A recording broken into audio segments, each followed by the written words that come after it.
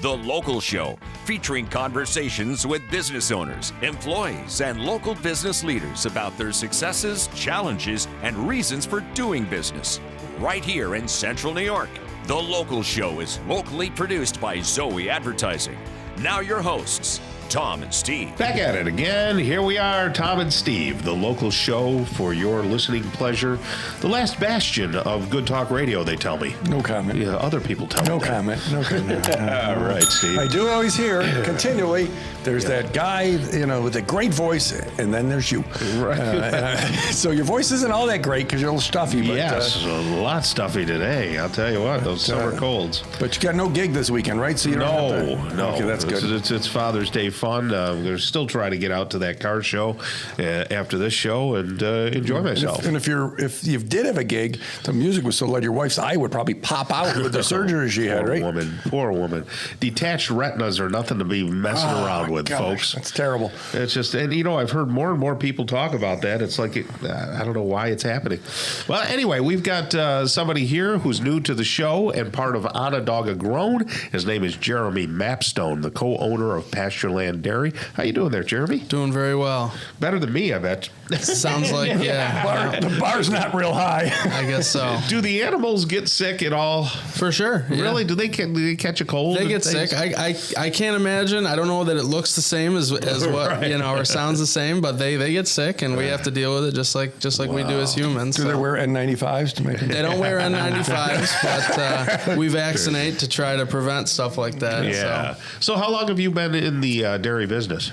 Well, I graduated college in 2015, and I came back to the farm full time right away. Did you go to Morrisville? I didn't go to Morrisville. How did that happen? I didn't go to Morrisville. I didn't go to Cornell. I didn't even study ag in school. So no I went to school to play baseball and down in northern Pennsylvania. So played 4 years of college baseball and then came back to farm. So there you go. That's wonderful. So this has been in your family for a while? Yeah. How many generations? Yeah, my grandfather started the farm in 1944, and then my father took it over, and then I'm working to do the same. What side of town? Where is the farm? So just in the border, like Manlius and Pompey, right in the Route 20 corridor there. Gotcha. So we're kind of, Toggenburg, Ski Mountain, we're kind of right in that neck of the woods. So very nice. Yep. And how many head of cattle do you have? We have just under 400 organic cows. So wow. Now, what's the difference between an organic cow and So no difference. Drives a Subaru. Yeah, That's right. Shops at Whole Foods. So there's no difference in the cow per se. Okay. It's just most of the difference in the way that we farm, things that we're allowed to do, things that we're not allowed to do. So we graze our cattle. Every animal, like this time of year, for example, is out all day. Besides for the couple hours that we milk them. So it's mostly just farming practices. In terms of the cow, you wouldn't know the difference if you looked at it. And where do you sell the milk, or so you're not a beef cattle, you're just dairy? No, we're dairy. We're dairy. That's our primary business, and so we sell right now to Upstate Niagara Co-op. We're farmer owners there. So Wegmans is their kind of their big partner. So I've heard of them. Big customer, Upstate Niagara. I've heard of Wegmans. Yeah, you might have heard of Wegmans. Yeah. So Upstate does all the private label for Wegmans. So any Wegmans dairy products is Upstate. So is milk, or is milk cheese, or something else? Well, I think most of our milk, being that we're one of the larger organic producers kind of in this area, most of our milk is staying as fluid milk. But that's not to say that some of it, they have a yogurt plant up in northern New York. Nice. Some of it, so. Very, very good. So skim milk tastes awful. Change my mind. I won't change your mind. I agree with you on that. Yeah, and isn't it funny that the sugar content of skim milk is a lot higher than regular whole milk or heavy cream, right? Yeah, that's right. So it is funny. I will not change your mind on the skim milk, especially. I mean, we drink our milk right out of the tank. So, Well, so is raw milk a thing still? Raw milk is a thing. I mean, that's how we drink our milk. Obviously, we're not allowed to sell it or anything like that, but it's certainly got a lot of health benefits. Yeah. A lot of the people that I follow health-wise, the influencers, they drink the raw milk.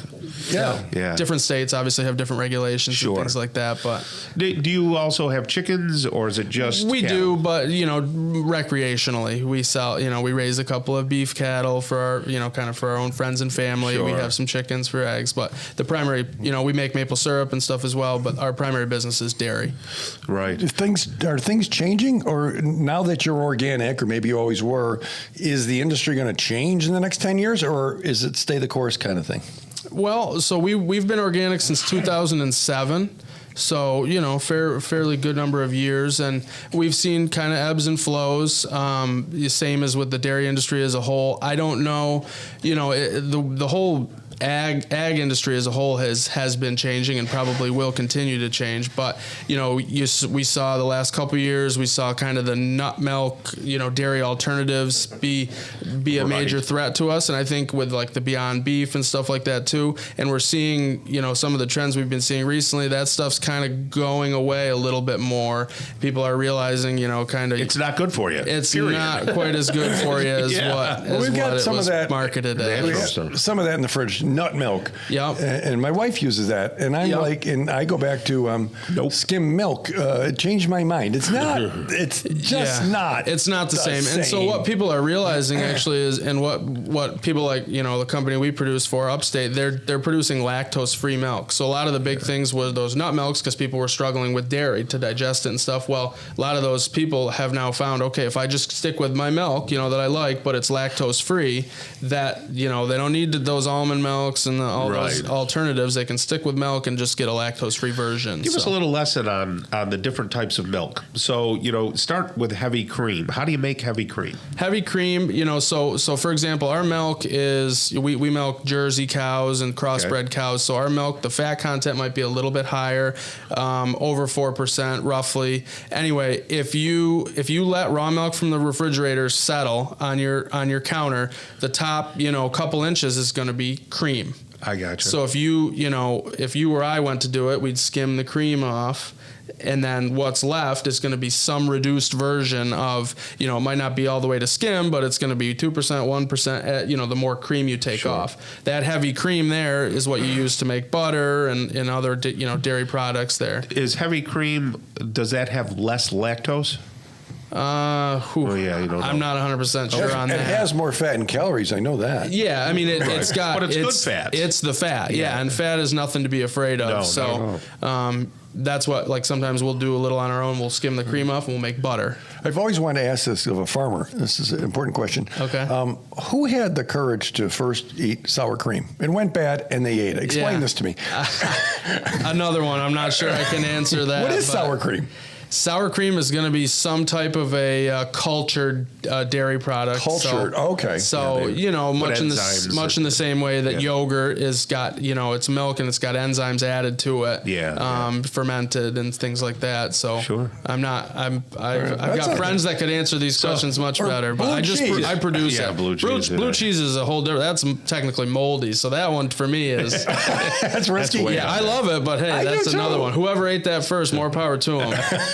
So how do you relate in the way of Onondaga Grown? So how are you connected to that? Well, we're just part, we're happy to produce our milk in Onondaga County, and we're happy to help, promote different businesses in Onondaga County, and so our milk stays local at some of these local Wegmans and, stores there. So we're just kind of part of the movement trying to convince, not even convince, but just promote. Let people know. You let people know there is milk, produced right in your neighborhood and just educate on farming. Will you be opening up your farm for on-farm days? Or? Our farm is not open for on-farm fest. Okay, we're happy to take visitors and give tours anytime, but we don't have the parking infrastructure right now to get a lot of people in there. So gotcha. So it's good. And you connected it to Upstate Farm, and I see the Upstate. Yeah. I see that, and that's your stuff. That's right. That's great. Cool. That's cool. Thank you, Jeremy Mapstone, right there, a Men Among Men, co-owner of the Pastureland Dairy, part of Onondaga Grown. Thank you so much for being here, buddy. Thank you guys so much for having me. And thank you for what you do every day. Yep. We appreciate that. Craig Zinzerling is coming up next. He's the president of Crawl Contracting right here on the local show on 570 WSYR.